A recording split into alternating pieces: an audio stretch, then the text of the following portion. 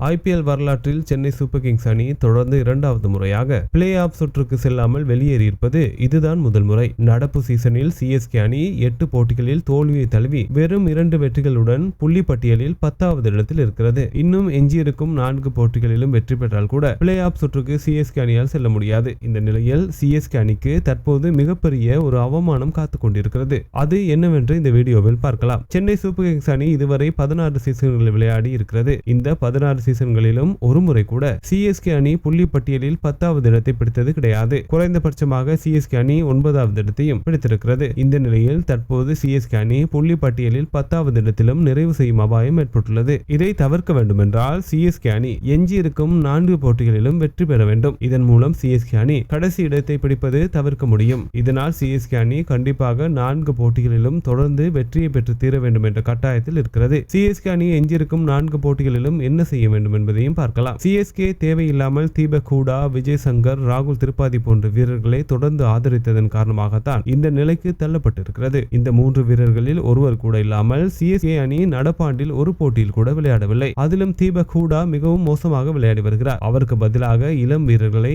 அணியில் சேர்க்கலாம். கடந்த 2020ஆம் ஆண்டு இதே போலதான் CSK அணி முதல் அணியாக தொடரை விட்டு வெளியேறியது. அப்போது ருத்ராஜ் தொடக்க வீரராக களமிறங்கி ஹாட்ரிக் அரை சதத்தை அடித்தார். இதன் மூலம் CSK அணி தொடர்ந்து 3 போட்டிகளில் வெற்றி பெற்றது. இதனை அடுத்து 2021ஆம் ஆண்டு புதிய அணியை கட்டமைத்த CSK சாம்பியன் பட்டத்தையும் வென்றது. அதே போல தற்போது ஒரு நிலையை CSK அணி எட்ட வேண்டும் என்பதே ரசிகர்களின் கோரிக்கையாக இருக்கிறது.